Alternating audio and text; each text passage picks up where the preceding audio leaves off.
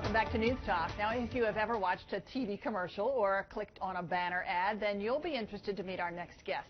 David Marinaccio is an ad man. He wrote the book Ad Men, Mad Men, and How Advertising Really Works. Got the book right here, and it's not just for those in advertising. Dave joins us today. Good to see you, Dave, and welcome to News Talk. It's nice to be here, Melanie. Welcome back, I should say, because you have been on before.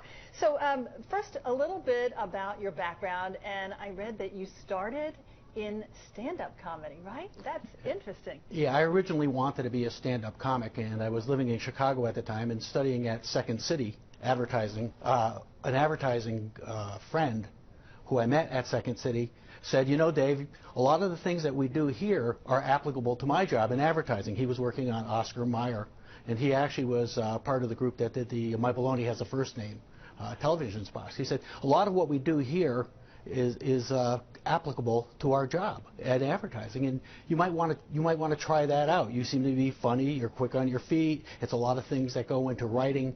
Why don't you put together a little portfolio? So I did. Went to J. Walter Thompson. Amazingly they hired me, and that started a career back in 1977 that's trucked along now for 38 years. And you have formed your own advertising company right here in Arlington called LMO.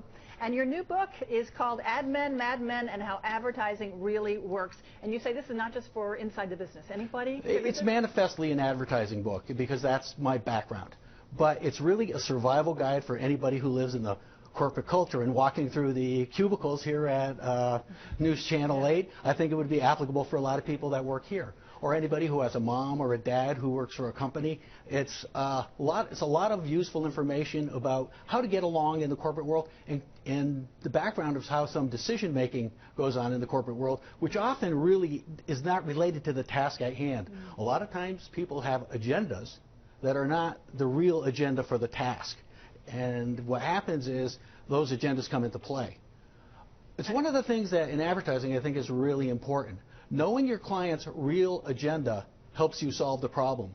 If you don't have a dialogue with your client where your client is honest with you, they give you their real agenda, that, you know, maybe they're more interested in a sales show than they are in a television commercial, even though they're using the television commercial to play at the sales show.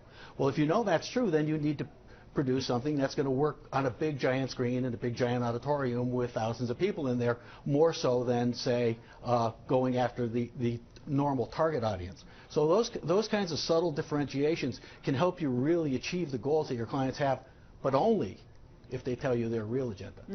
Good to decipher all that. You figure it out, and you've got a leg up. You actually talk about marketing for big companies like Pizza Hut, and you talked about the Holocaust Museum. Tell us a little bit about some specific marketing campaigns. The Holocaust Museum is very, very interesting because you're dealing with a client and a subject matter that has so much gravity. And the really important thing I learned in dealing with the Holocaust Museum, which was very tricky because there was three different agendas. One was the agenda of the museum people, the people who ran the museum. One was the agenda of the big donors who had given the money to make the museum exist. And the third was the agenda of the survivors themselves. So you had to be sensitive to all three groups, and then you had to try to balance that. So what it teaches you is very early in the process that when you answer a question, you always answer the question with, from a marketing perspective, because you obviously cannot share the perspective that some of these people have. And so, but the amazing thing about it was how much fun it actually turned out to be. Even though we were dealing with one of the greatest tragedies in humankind, the interpersonal relationships that we had with the people behind the scene, the fun that we had working on this project, getting this message out, taught me that you can do something that is really tragic, and at the same time separate yourself a little bit out with a lot of energy and produce a product that's great fun and work with people and build lasting friendships. So, you know, break it all down for us. What, in a nutshell, makes a good ad or a good ad campaign? Two words. Relevant, unexpected. You need to create advertising that is relevant to what the product you're talking about is. And second, you need to do it in a way that's unexpected so that people don't see it coming at them. And that unexpectedness doesn't have to be some gigantic Van Gogh painting that no one can relate to. It can be just a tiny little twist that makes people see things with new eyes. All right, can I put you on the spot? Can you sell me this pen? Sure, I can sell you that pen. First of all, I would look at this pen and I would say, okay, should I sell this pen emotionally to you, or should I sell this pen informationally to you? You're not going to have a lot of emotional investment in this pen. So therefore, I would use a more logical approach to that, because you're going to be more likely to respond to that. And I might look at a problem that most pens have, which is they run out of ink. And I might say to you, this is one heck of a pen because it writes ready to write when you're ready to write. And no matter what beautiful idea you have, Mel, that idea is going to come flowing out of this pen the same way it comes flowing out of you. So you're flattering me. Flattering me through your advertising. Yeah. So you can see there, That'll work. I started with a logical approach, then moved to an emotional approach to help sell the product. You know, we've seen, humorous ads and ads that are poignant, or ones that tug on your heartstrings. And some of the most memorable ones always happen, it seems, at Super Bowl time. And those ads are so expensive. When you're talking about paying millions of dollars for 30 seconds of ad time, are these people actually getting bang for their buck? This is something Bruce and I talk about almost every year. Oh, yeah? We come in and Bruce and I talk about it. And the thing to understand about Super Bowl advertising is it's not a 30-second spot. Super Bowl advertising is a month-long campaign. Super Bowl ads show up on the internet sometimes 30 days out before the event. So what you're really doing is you're using the ad itself as a news hook to build an entire campaign around, and then hopefully in that time you're dialoguing with your customers or your potential customers, and you get more bang for your buck that way. So when you're paying $3 million for 30 seconds, you really need to be able to leverage that. And the really smart advertisers leverage their Super Bowl advertising over the course of Super Bowl month. And it seems like, a lot of the funny ones really are most memorable. They are, but there's something here you really have to think about. What happens a lot in the Super Bowl is they don't mention the product till the last 3 or 4 seconds, which is a huge mistake, and a lot of people spend $3 million and make this mistake. The really smart advertisers get the name up front. They do what I like to call just really good world-class advertising practices. Let's make sure the prospects know what you're talking about. Let's reinforce what we're talking. Let's make sure what we're talking about is relevant to the product. Remember, we talked about relevant and unexpected. Make sure it's relevant, and then that unexpected part, the entertaining part, can be the humor.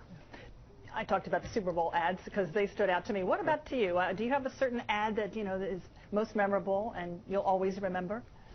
Well, I like my ads. Your ads. I like the ads that we do for the Coast Guard. I think that they're tremendous. They talk about individuals and in how the Coast Guard opens up those individuals to whatever your passion is, that you can be part of a team that shares your goals. And I think that those are very, very strong ads. And they'll be running again in movie theaters in the next month or so. I can't wait to see them. Okay. When you're talking about a good ad, I guess the whole goal here is to be persuasive, right? Yeah. So what causes someone to buy something over something else?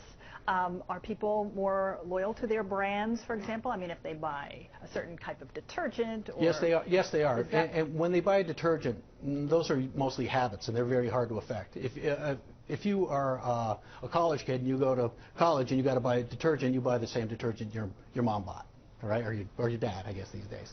So there's only 3 things that can affect purchase: your head, rationally, your heart, emotionally, and your habits, things that have gone on in your life. So you have to decide when you look at a product which one of those things is most important, just like we talked about with the pen earlier. With a pen, we know we're going to go logical first and then maybe add in emotion. With some other products, say perfume, I worked on Jovan musk oil. Okay? And very early in my career. That is a product that is almost 100% emotional. In fact, what's on the bottle many times is more important than what's in the bottle. Okay, how you position that piece of packaging, the bottle, and then the scent is what's going to make you Claudia Schiffer. Oh, yeah, and it's got to be sex sells, right? Yeah. Especially with perfumes. Yeah. Well, it's good to talk to you about your latest book, Ad Men, Mad Men, and the Real World of Advertising. And your last book was an international bestseller, right? And it was about Star Trek. Yeah. And you say it helped you buy your house. So yes. We hope all the best for your new book as well. Thanks for coming in today. We appreciate it so much. Dave Marinicio, Thank you, author Melanie. and local ad man. Back with a program note right after this.